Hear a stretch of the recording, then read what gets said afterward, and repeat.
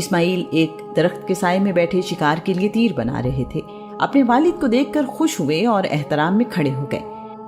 اس گھر کی تعمیر مکمل ہونے تک جس پتھر پر کھڑے ہو کر اللہ کے نبی ابراہیم تعمیر کرتے رہے، اس پتھر پر ان کے قدموں کے نشان ثبت ہو گئے۔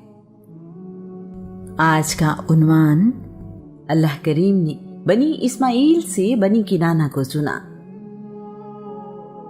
ابراہیم علیہ السلام کی اولاد میں سیدہ ہاجرہ سے اللہ کے نبی اسماعیل علیہ السلام پیدا ہوئے۔ سیدہ سارہ سے اللہ کے نبی اسحاق علیہ السلام اور سیدہ قطورہ بنت مفتور سے بھی ابراہیم کی اولاد ہوئی۔ اسحاق کو ملک شام اور فلسطین کے لوگوں کی ہدایت کی ذمہ داری دی گئی۔ سیدہ قطورہ سے ہونے والی اپنی اولاد کو ابراہیم نے یمن کے لوگوں کی ہدایت کی ذمہ داری دی۔ اسماعیل کو بیت اللہ کی خدمت اور عرب کے لوگوں کی ہدایت کی ذمہ داری دی۔ اسماعیل مکہ میں آباد ہوئے اور وہیں ان کی شادی قبیلہ بنی جرہم کے سردار مزاز بن عمر کی بیٹی ریلا سے ہوئی۔ اسماعیل کے 12 بیٹے ہیں۔ اسماعیل کی اولاد یمن، مصر اور شام تک پھیل گئی۔ ان میں سے ایک بیٹے کا نام قیدار ہے۔ ان کی اولاد عرب میں پھیلی۔ قیدار کی اولاد میں عدنان پیدا ہوئے۔ عدنان رسول اللہ صلی اللہ علیہ وآلہ وسلم سے 21 پشت پہلے پیدا ہوئے۔ رسول اللہ سے 14 پشت پہلے کنانہ پیدا ہوئے۔ 11 پشت پہلے فہر بن مالک پیدا ہوئے۔ رسول اللہ کے پردادا کا نام ہاشم ہے۔ رسول اللہ کا خاندان عدنان کی وجہ سے عدنانی، کنانہ کی وجہ سے کنانی اور فہر بن مالک جن کا لقب قریش ہے کی وجہ سے قریشی کہلاتا ہے۔ رسول اللہ کے پردادا ہاشم کی وجہ سے یہ خاندان ہاشمی کہلاتا ہے۔ واصلہ بن اسقی روایت کرتے ہیں کہ رسول اللہ نے کہا کہ اللہ تعالیٰ نے اولاد ابراہیم سے اسماعیل کو چنا۔ اسماعیل کی اولاد سے کنانہ کو، کنانہ سے قریش کو، اور قریش سے بنی ہاشم کو، اور بنی ہاشم سے مجھے منتخب کیا۔ رسول اللہ کا شجرہ نسب والد کی طرف سے یوں ہے: محمد بن عبداللہ بن عبد المطلب بن ہاشم بن عبد مناف بن قصہ بن کلاب بن مرہ بن کعب بن لوئی بن غالب بن فہر قریش بن مالک بن نضر قیس بن کنانہ بن خزیمہ بن مدرکہ بن الیاس بن مدر بن نزار بن معد بن عدنان۔ والدہ کی طرف سے رسول اللہ کا شجرہ نسب یہ ہے: محمد بن آمنہ بنت واہب بن عبد مناف بن زہرہ بن کلاب بن مرہ۔ کلاب بن مرہ پر رسول اللہ کے والد عبداللہ اور رسول اللہ کی والدہ بی بی آمنہ کا شجرہ نسب ایک ہی ہو جاتا ہے۔ رسول اللہ کی 21ویں پشت تک شجرہ نسب پر تاریخ دانوں کا اتفاق ہے۔ اس سے پہلے کے ناموں پر اختلاف پایا جاتا ہے۔ رسول اللہ جب اپنا نسب نامہ بیان کرتے تو عدنان تک ہی ذکر کرتے۔ اسی احترام میں رسول اللہ کا شجرہ نسب یہاں عدنان تک بیان کیا گیا ہے۔ رسول اللہ کی ایک اور حدیث ہے: میرے سارے نسبی آباء و اجداد توحید پر اور پاک تھے۔ رسول اللہ کے خاندان نے قدیم ترین دین توحید کی روایات وراثت میں پائیں۔ اس خاندان میں بابل، مصر اور عرب کی مختلف نسلوں کا خون شامل ہے۔ اس بات نے رسول اللہ کے خاندان کو بہت سی عصبیتوں سے بچائے رکھا۔ رسول اللہ کے قریبی رشتہ داروں میں یونانی بھی ہیں۔ رسول اللہ کی پھپھی کی بیٹی حمنہ بنت جاحش کے شوہر مصعب بن عمیر یونانی ہیں۔ رسول اللہ کا خاندان شرافت اور نسب میں نہایت اعلیٰ ہے۔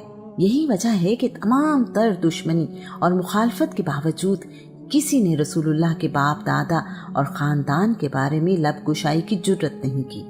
اس بات کی گواہی ابو سفیان بن حرب نے شہنشاہ روم ہرقل کے دربار میں دی۔ ہرقل کے سوال کے جواب میں ابو سفیان نے کہا: محمد بن عبداللہ ایک عالی خاندان سے ہیں۔ یہ اس زمانے کی بات ہے جب ابو سفیان دوسرے قریشی سرداروں کی طرح رسول اللہ کے بدترین دشمن تھے۔ اگر ذرہ برابر بھی گنجائش ہوتی تو وہ لوگوں کی نظروں میں رسول اللہ کو گرا دیتے۔ عدنان، رسول اللہ کا سلسلہ نسب 21ویں پشت پر عدنان سے جا ملتا ہے۔ عدنان کے معنی ہیں قیام کرنے والا۔ ان کے والد کا نام ادو یا اد ہے۔ ان کے 2 بھائی بھی ہیں جن کا نام نبت اور امر ہے۔ آپ 6 صدی قبل مسیح میں شاہ بابل اور ایرانی بادشاہ بخت نصر کے زمانے میں تھے۔ عدنان کی قیادت میں عرب اور ایران کی جنگ ہوئی۔ ایرانی فوج کی قیادت بادشاہ بخت نصر نے کی۔ اس جنگ میں ایرانی فوج کو فتح حاصل ہوئی۔ بخت نصر بے حساب مال غنیمت اور بڑی تعداد میں جنگی قیدی لے کر ایران چلا گیا۔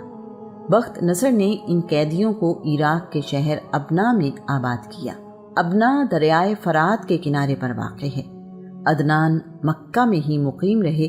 عدنان پہلے شخص ہیں جنہوں نے بیت اللہ کو چمڑے کا بنا ہوا غلاف پہنایا۔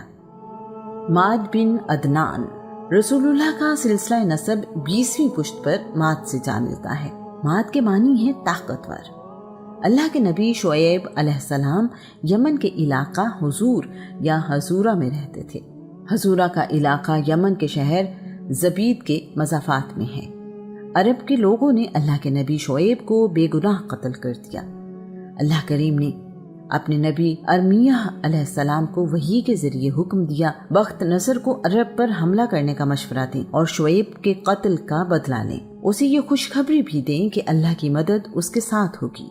ارمیہ کو یہ حکم بھی دیا گیا کہ وہ ماد بن عدنان کو حفاظت سے نکال کر لے آئیں، ان کی پرورش کریں اور تربیت بھی۔ اللہ کے آخری نبی ماد کی اولاد میں سے ہوں گے۔ بخت نصر نے عرب پر حملہ کیا جس میں اسے فتح حاصل ہوئی۔ اس وقت ماد کی عمر 12 سال تھی۔ یہ واقعہ 586 قبل مسیح میں ہوا۔ بخت نصر کو پتہ چلا کہ عدنان یعنی عرب فوج کے سپہ سالار کا بیٹا ماد بھی قیدی ہے، تو اس نے ماد کو قتل کرنے کا حکم دیا۔ ارمیہ نے بخت نصر کو ایسا کرنے سے منع کیا۔ انہوں نے بخت نصر سے کہا اس کی اولاد میں نبی پیدا ہوگا۔ بخت نصر نے اپنا حکم واپس لے لیا۔ ارمیہ ماد کو اپنے ساتھ ایران سے ملک شام لے گئے۔ بخت نصر کے مرنے کے بعد ارمیہ ماد کو واپس مکہ لے آئے۔ ماد کی وجہ سے اسماعیل کی اولاد کو دوبارہ طاقت اور حکومت ملی۔ انہوں نے تہامہ شہر جو مکہ کے قریب ایک آبادی کا نام ہے اس پر قبضہ کیا اور وہاں ایک قلعہ بھی تعمیر کروایا۔ ماد کی اولاد یہیں رہنے لگی۔ ماد کی وجہ سے ہی تہامہ میں خوشحالی کا آغاز ہوا۔ وہ ہر وقت جنگ کے لیے تیار رہتے تھے، جس جنگ میں بھی حصہ لیتے فتح حاصل کرتے۔ نزار بن معد، رسول اللہ کا سلسلہ نسب 19ویں پشت پر نزار سے جا ملتا ہے۔ نزار کے معنی ہیں یگانہ روزگار، یکتا۔ ان کا چہرہ چمکتا ہوا تھا، اسی وجہ سے پیدا ہونے والا بچہ نزار کے نام سے مشہور ہو گیا۔ نزار پیدا ہوئے تو بہت خوبصورت تھے، جس کو دیکھ کر ان کے والد کی خوشی کی انتہا نہ رہی۔ انہوں نے بے شمار اونٹ قربان کیے، امیر غریب اپنوں اور بیگانوں سب کو دعوت دی۔ اس پر بڑی رقم خرچ ہوئی۔ ماد کہا کرتے تھے اللہ کریم نے اس بیٹے کی صورت میں مجھ پر جو انعام کیا ہے اس کے مقابلے میں یہ خرچ کچھ بھی نہیں۔ روایت ہے کہ نزار کی آنکھوں میں نبوت کی روشنی دیکھی جا سکتی تھی۔ وہ بہت ہی عقل مند اور فہم و فراست کے مالک تھے۔ جس بادشاہ کے دربار میں جاتے خوب عزت و احترام پاتے۔ بادشاہ ان سے بڑی محبت سے پیش آتا۔ مدر بن نزار، رسول اللہ کا سلسلہ نسب 18ویں پشت پر مدر سے جا ملتا ہے۔ مدر کے معنی ہیں سفید، گورا چٹا، اجلا۔ بہت حسین و جمیل تھے، جو انہیں دیکھتا ان کا دیوانہ ہو جاتا۔ اپنی جان نچھاور کرتا تھا۔ خوبصورت ہونے کے ساتھ دلکش آواز کے مالک بھی تھے۔ ایک دن اونٹ پر سواری کرتے ہوئے گر پڑے، ہاتھ کی ہڈی ٹوٹ گئی۔ درد کی شدت سے کہنے لگے میرا ہاتھ، میرا ہاتھ۔ خوبصورت اور دلکش آواز سن کر بہت سے اونٹ ان کے ارد گرد جمع ہو گئے۔ عرب میں ہدی خانی یعنی اونٹ کی تعریف میں شاعری کا آغاز مدر نے کیا۔ انہوں نے کمال کی ذہانت پائی تھی۔ بنی عدنان میں مدر سب سے زیادہ دولت مند تھے۔ نزار کے 4 بیٹے ہیں، مدر، ربیعہ، ایات اور انمار۔ نزار کا آخری وقت قریب آیا تو انہوں نے اپنے بیٹوں سے کہا، اگر تم میں کسی بات پر اختلاف ہو جائے تو نجران میں رہنے والے افعا جرہمی کے پاس جانا اور اپنا فیصلہ کروا لینا۔ نزار کے بعد ان بھائیوں میں جائیداد کی تقسیم پر جھگڑا ہو گیا۔ چاروں بھائی اپنے والد کی وصیت کے مطابق نجران کے لیے نکلے۔ سفر کے دوران ان کا گزر ایک ہرے بھرے میدان سے ہوا۔ مدر نے گھاس دیکھی تو کہا، یہاں گھاس چرنے والا اونٹ کانا تھا۔ ربیعہ نے کہا، وہ اونٹ لنگڑا بھی تھا۔ ایات نے کہا، اس اونٹ کی دم بھی نہیں تھی۔ انمار نے کہا، وہ اونٹ اپنے مالک سے بھاگ کر یہاں آیا تھا۔ اس گفتگو کے بعد وہ تھوڑا آگے گئے تو ایک شخص اپنا اونٹ ڈھونڈ رہا تھا۔ اونٹ کے مالک نے ان چاروں سے بھی پوچھا۔ سب نے اپنے اپنے اندازے کے مطابق اونٹ کی نشانیاں بتائیں تو اونٹ کے مالک نے ان نشانیوں کی تصدیق کی۔ اونٹ کے مالک نے ان سے اونٹ کے بارے میں پوچھا کہ میرا اونٹ کہاں دیکھا ہے، تو انہوں نے کہا، ہم نے تمہارا اونٹ نہیں دیکھا، ہمیں کیا پتا۔ اونٹ کے مالک نے یقین نہ کیا، وہ بھی افعا جرہمی کے پاس جانے کے لیے ان کے ساتھ نجران کو چل پڑا۔ جب یہ لوگ افعا جرہمی کے پاس پہنچے تو اونٹ کے مالک نے دعویٰ کیا، ان لوگوں نے میرا اونٹ دیکھا ہے مگر مجھے بتاتے نہیں کہ وہ کہاں ہے۔ افعا نے ان سے پوچھا، اگر تم نے اس کا اونٹ نہیں دیکھا تو اس کی نشانیاں کیسے بتا دی؟ مدر نے کہا، میں نے جب گھاس دیکھی تو وہ ایک طرف سے چری ہوئی تھی، جبکہ دوسری طرف جوں کی توں تھی۔ میں نے اندازہ لگا لیا کہ اونٹ کو ایک آنکھ سے دکھائی نہیں دیتا۔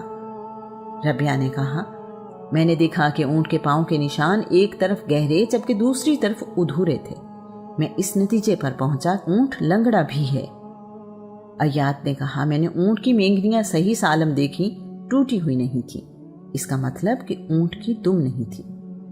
انمار نے کہا، میں نے دیکھا کہ میدان سرسبز ہے اور کھلا بھی، کوئی روکنے ٹوکنے والا نہیں، تو پھر اونٹ نے تھوڑے سے حصے سے گھاس کیوں کھائی؟ وہ اسے ادھورا چھوڑ کر بھاگ گیا، اسے فکر ہوئی کہ پکڑا نہ جاؤں۔ افعا جرہمی نے یہ باتیں سن کر اونٹ کے مالک سے کہا، جاؤ بھائی، تمہارا اونٹ ان کے پاس نہیں ہے۔ اس کے بعد افعا جرہمی نے ان سے پوچھا، تم لوگ کون ہو اور میرے پاس کیوں آئے ہو؟ انہوں نے بتایا کہ ہم نزار بن معاد کے بیٹے ہیں اور آپ کے پاس جھگڑے کا فیصلہ لینے آئے ہیں۔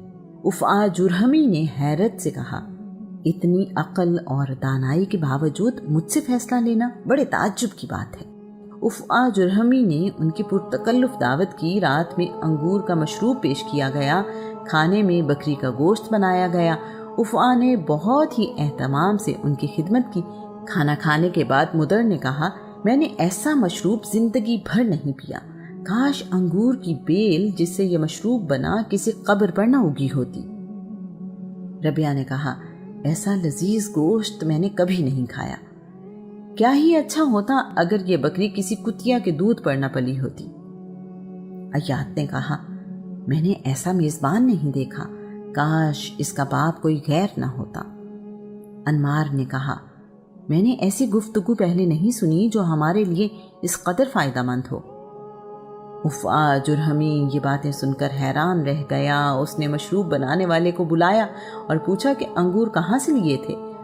مشروب بنانے والے نے کہا، میں نے انگور کی بیل تمہارے والد کی قبر پر اگائی تھی تاکہ سبزہ رہے۔ جب یہ بیل بڑھتی رہی تو اس پر انگور آ گئے، میں نے وہیں سے انگور لے کر مشروب بنایا ہے۔ اب افعا جرہمی کی حیرت بڑھ گئی۔ چرواہا بلایا گیا اور پوچھا گیا تو چرواہا بولا، جب یہ بکری پیدا ہوئی تو اس کی ماں مر گئی تھی، میں نے اس چھوٹی بکری کو کتیا کا دودھ پلانا شروع کر دیا۔ اب افعا جرہمی کی حیرت بہت زیادہ تھی۔ وہ پریشانی میں اپنی ماں کے پاس گیا اور پوچھا، میرا والد کون ہے؟ اس کی ماں نے بتایا کہ میں ایک سردار کی بیوی تھی جس سے کوئی اولاد نہیں تھی، میں نہیں چاہتی تھی کہ وہ بے اولاد رہے، میں نے کسی اور سے تعلق قائم کیا اور تم پیدا ہوئے۔ افعا جرہمی ان لوگوں کا وجدان دیکھ کر حیران تھا۔ اس نے ان لوگوں کا دعویٰ سنا اور فیصلہ کر دیا۔ اس سے یہ اندازہ لگانا مشکل نہیں کہ رسول اللہ کے باپ دادا حسن و جمال کے ساتھ ساتھ بے حد ذہین اور عقل مند تھے۔ مدر کے اقوال کچھ یوں ہیں: بہترین بھلائی وہ ہے جو فوری کی جائے، اپنے نفسوں کو مشکل حالات کا مقابلہ کرنے والا بناؤ، لالچ سے ان کو بچائے رکھو۔ صلح اور فساد میں اتنا ہی فاصلہ ہے جتنا دودھ دینے والے جانور کے دوبارہ دودھ دوہنے میں۔ الیاس بن مدر رسول اللہ کا سلسلہ نسب 17ویں پشت پر الیاس سے جا ملتا ہے۔ الیاس کے معنی ہیں بہادر، شجاع۔ آپ عرب قبائل کے سردار تھے۔ سب لوگ الیاس کو عزت کی نگاہ سے دیکھتے تھے۔ الیاس قربانی کا جانور لے کر بیت اللہ جانے والے پہلے شخص ہیں۔ الیاس نے اپنی قوم کی تربیت کی اور اسماعیل کے دین میں شامل کی گئی خرابیوں کو دور کیا۔ مقام ابراہیم طوفان کی وجہ سے گم ہو گیا تھا، الیاس نے اسے تلاش کر کے اس کی جگہ پر رکھا۔ ان کے اقوال کچھ یوں ہیں: جو بھلائی کی بات کرتا ہے وہ خوشی کی فصل کاٹتا ہے، جو برائی بوتا ہے وہ شرمندگی کی فصل کاٹتا ہے۔ مدرکہ بن الیاس رسول اللہ کا سلسلہ نسب 16ویں پشت پر مدرکہ سے جا ملتا ہے۔ ان کا اصل نام عمر ہے۔ ایک دن جنگل میں اپنے بھائی عامر کے ساتھ اونٹ چرا رہے تھے کہ انہیں شکار مل گیا۔ وہ اسے پکانے میں مصروف ہو گئے۔ اچانک ایک خرگوش چھلانگے لگاتا ہوا پاس سے گزرا، جس کی وجہ سے اونٹ بھاگے۔ عمر نے اپنے بھائی عامر سے پوچھا، اونٹ کے پیچھے جاؤ گے یا شکار پکاؤ گے؟ عامر نے شکار پکانے کی حامی بھری۔ عمر اونٹوں کے پیچھے بھاگے اور انہیں پکڑ کر لے آئے۔ شام کو گھر واپس آئے تو اپنے والد کو ساری بات سنائی۔ ان کے والد نے عمر کو کہا، انتا مدرکہ، تم پا لینے والے ہو، اور عامر سے کہا، انتا طابخہ، تم کھانا پکانے والے ہو۔ دونوں انہی ناموں سے مشہور ہو گئے۔ خزیمہ بن مدرکہ رسول اللہ کا سلسلہ نسب 15ویں پشت پر خزیمہ سے جا ملتا ہے۔ خزیمہ کھجور کے چھوٹے درخت کو کہتے ہیں جس کے پتوں سے ٹوکریاں بنتی ہیں۔ ان کی کنیت ابو اسد ہے۔ ان کی والدہ کا نام سلمہ بنت اسلم ہے۔ یہ لوگوں پر بہت احسان کیا کرتے تھے۔ ان کے اخلاق بہت اعلیٰ تھے۔ آپ دین ابراہیم پر عمل کرتے تھے۔ ان کے ایک بھائی کا نام حزیل ہے۔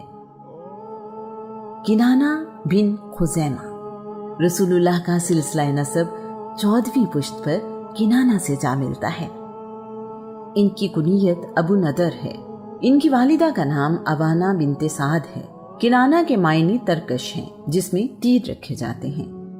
جس طرح ترکش اپنے اندر تمام تیروں کو چھپا لیتا ہے، اسی طرح انہوں نے اپنی ساری قوم کو اپنی جود و سخا سے اپنے دامن میں چھپا لیا تھا، اس لیے یہ کنانہ کے نام سے مشہور ہوئے۔ رسول اللہ کا خاندان انہی کی وجہ سے کنانی کہلایا۔ کنانہ کے علم و فضل کی وجہ سے اہل عرب دور دور سے ان سے ملنے آتے تھے۔ کنانہ اہل عرب سے کہا کرتے تھے، مکہ میں ایک نبی ظاہر ہونے والا ہے، اس کا نام احمد ہوگا، وہ اللہ کریم پر ایمان لانے کی دعوت دے گا، نیکی، احسان اور بلند اخلاق کی تلقین کرے گا۔ اہل عرب، تم اس کی پیروی کرنا، اس سے تمہاری عزت اور قدر میں اضافہ ہوگا۔ ایک روز کنانہ حتیم یعنی بیت اللہ کا وہ حصہ جس پر چھت نہیں ہے اور سفید رنگ کی نیم دائرہ دیوار ہے، اس میں سو رہے تھے کہ انہوں نے خواب دیکھا۔ انہیں خواب میں کہا گیا، ان 4 چیزوں میں سے ایک چن لو، گھوڑے، اونٹ، تعمیرات اور دائمی عزت۔ کنانہ نے عرض کی، میرے رب مجھے یہ ساری نعمتیں عطا فرما دے۔ اللہ کریم نے ان کی دعا کے صدقے یہ ساری نعمتیں عطا کی۔ ندر بن کنانہ رسول اللہ کا سلسلہ نسب 13ویں پشت پر ندر سے جا ملتا ہے۔ ندر کا مطلب ہے تابناک اور تر و تازہ۔ ان کا نام قیس ہے۔ ان کی والدہ کا نام برہ بنت مر بن اد بن طابقہ ہے۔ روشن چہرہ اور حسن و جمال کی وجہ سے ندر کے لقب سے مشہور ہوئے۔ مالک بن ندر رسول اللہ کا سلسلہ نسب 12ویں پشت پر مالک سے جا ملتا ہے۔ آپ کی کنیت ابو حارث ہے۔ آپ کی والدہ کا نام عاتقہ اور لقب اکرشہ ہے۔ مالک کا ایک قول مشہور ہے کہ خوبصورت چہرے عیبوں کو چھپا لیتے ہیں، جب ان کے عیب ظاہر ہو جائیں تو پھر ان کی صورت پر نہ جاؤ۔ بہت سی صورتیں حقیقت حال سے بالکل الٹ ہوتی ہیں۔ وہ اپنی خوبصورتی کی وجہ سے دھوکہ دیتی ہیں اور ان کی برائیاں پرکھ لی جاتی ہیں۔ ظاہری صورتوں سے بچو اور حقائق تلاش کرو۔ ہر معاملے کے انجام کے پیچھے نہ پڑو، گناہ میں مبتلا ہو جاؤ گے۔ وہ غریبوں کی مدد کرنے کی ترغیب دیتے تھے، لوگوں کو وعدہ کرنے اور اسے پورا کرنے کی اہمیت بتاتے۔ کعب لوگوں کو بتایا کرتے کہ اس کائنات کا آخری نبی ان کی اولاد میں سے ہو۔